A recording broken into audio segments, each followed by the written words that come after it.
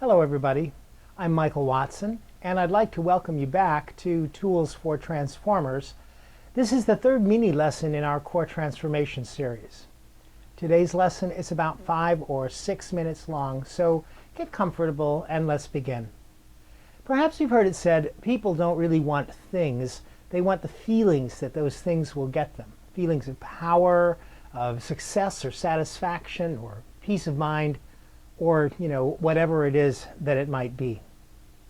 Now I've got to tell you, I'm all in favor of having goals and achieving things and even accumulating stuff, if that's what you're into. But there just might be something to this feelings idea. So you may as well get used to the thought that when you get what you really deeply want, you're likely to feel good about it. So why wait? Why not start out with those good feelings?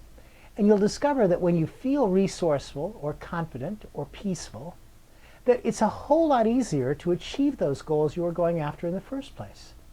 And that's what Core Transformation does. Core Transformation uncovers those core states that can empower you along the way and that can satisfy you most deeply. Once Core Transformation has helped to uncover your core state, it also helps you to access it more easily and more effortlessly. Because it is a state, it's something that you can actually step into and you can feel it now. So when you access your core state in the Core Transformation process, you can realize and experience what a difference it makes in your life in general, as well as what a difference it makes with the situation that you started out with. Then we apply it to your whole life, using your newfound core state to transform your past and your present and your future. Heck, we'll even use it to transform your parents' pasts. But I'm getting ahead of myself. Now, you know that you can't change the past, can you? Of course not. But you can transform your relationship with the past and change the way that it affects you now. Let me explain. When trouble strikes us, especially if it's sudden and traumatic, it leaves an impression or an imprint. And typically, we form beliefs or make decisions that we carry with us from that point forward. As a result of some of these imprinting experiences from the past, we might conclude, for example, that we're incapable of speaking in public, or that we're bad at math, or even worse, that people will hurt us, or that we're undeserving, or something else. While some people make changes in their life, they develop needed skills, or they take self-defense classes, or they join Toastmasters, or they equip themselves in other ways to overcome the past, others seem stuck and are just left with an uneasy feeling that this same thing that happened before could happen again, and that they never really get beyond it. Now, if you followed this lesson series or completed the first part of the Core Transformation process, you've already found a core state, and you've observed how that core state changes things in your life in a general way. You've also already applied it to some situation or another to see its power in one context of your life. That was probably the issue or the starting point that you used in the beginning of the Core Transformation process.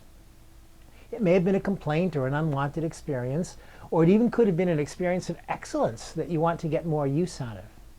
So now we want to use that core state to do some re-imprinting and to build that core state into your past and into your present and even into your future. And re-imprinting on the timeline is a real simple way to do just that. Imagine your timeline just laid out on the ground, starting with your conception and your birth, and leading up through your childhood and into your adult life and on out into the future. And then just take a moment to access your core state, whatever it is, and to really let yourself enter into it fully and feel it fully. And then literally, or in your mind, just take that core state with you as you step into your timeline just before your birth. And then begin to slowly walk down your timeline, applying the core state to your history. Notice how some things will need to change dramatically, while some other things remain the same. And just observe as you take the core state through your life, exploring and experiencing what a difference it will have made had you had it all along. When you get to the place on your timeline that represents the present, and it certainly is a present, I like to remind people that although we can't change the past, we can see how this powerful resource would have changed everything, and we can change the future. So now, knowing what a difference it makes to have that course date available, we can step out into the future with it, discovering just how useful it's going to be to us in the days and the weeks and the months ahead. And that, in a nutshell, is timeline reimprinting. But didn't I say something about changing your parents' past as well? Well, I'll share more about that with you next time, because that's enough for today. Thanks for joining us.